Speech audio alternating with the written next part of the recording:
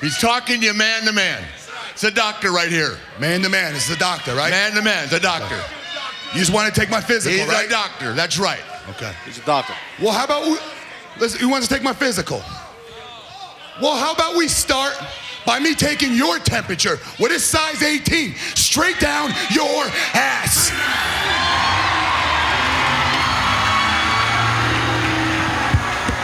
Oh, what?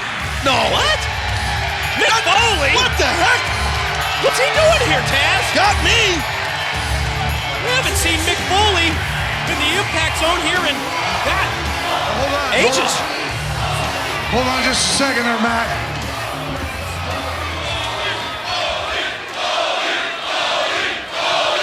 You know, Matt, you lay a hand on him, he can have you fired like that. It's all by the book. So I'm asking you, big man, let me handle this one tonight. You know, this is my first time back in the impact zone since October 7th when you and I tore this place apart, Rick.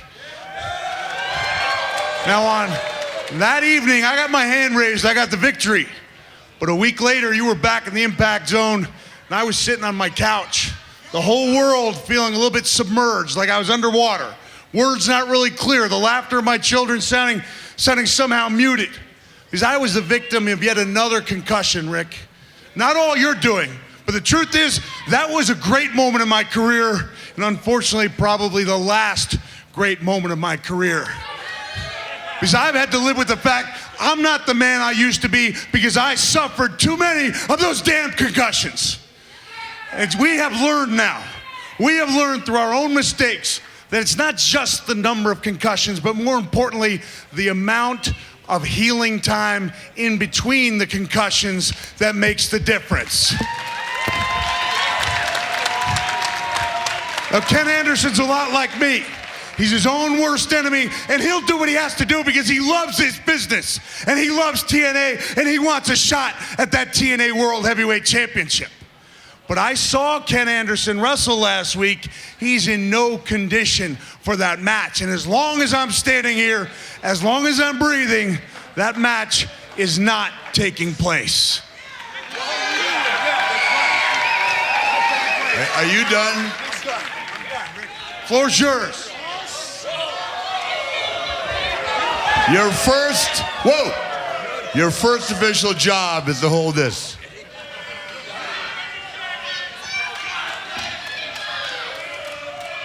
You are a whiny, pathetic human being. You're the one that raised the bar so high that kids are jumping off roofs, breaking their necks. You're the reason kids are stepping on nails, rolling around in glass. The whole business suffered because of what you did. We all got the heat. Every company in wrestling had to suffer what you started. You didn't have the balls or the skill to be a man and wrestle. That's right, that's you. You started it. You raised the bar. You raised the bar so high. I'm not done. Let me hear it. Yeah. You wouldn't be a hair on my ass. I wrestled hours, 365 days a year. Hit the head 1,000 times. Nobody made me bitch, whine, or cry. You know what, Rick? I'm going to tell you You this. have no comeback in that. I do not. You have nothing. I do not. You're the reason kids are in hospitals. I do not disagree with every word you said. I know I've been part of the problem. Part of the problem. Give me a chance to be part of the solution. Now, Matt, Morgan, and I... The solution is kiss my ass. You listen to me, Rick. Matt Morgan and I have not always seen eye to eye, but we've got a bond. You know why? Because I know... No, put it down. Put it down. Yeah, I'm hot. Because I'm talking from the heart here, Rick. You know why? Because Matt and I have reached the same conclusion without even knowing it. Which means we know what happens to us when we die. You know what that is, Rick? A man comes into the room, into the morgue, with a saw, and he cuts off the tops of our heads. And he takes our brains out because we have donated our brains to science. No, you listen to me. Started it. I'm saying we have donated our brains. When I die, it'll be here or on top of a wild woman. I hope it's here, but I'll go either way. We've been part of the problem. We're going to be part of the solution. All right? We've made our mistakes, but we've learned through those mistakes. I'm not going to let Ken Anderson make the mistakes that I've made. I'm not going to let Ken Anderson sit on a couch nursing another concussion. He's in the prime of his career. I'm at the end of mine. I'm going to make sure he has a career because I'm not letting that match take place. Mick, you've convinced me.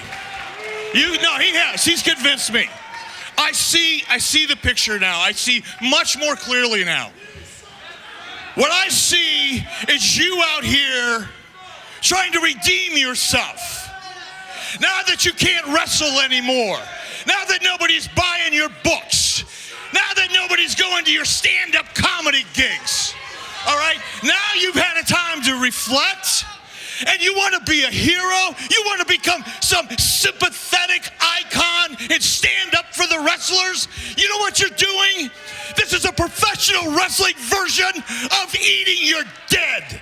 Because you're living off of the corpses and the injuries and the people that you forced to try to keep up with you. And that's what you get to live with. And you ain't stopping any match in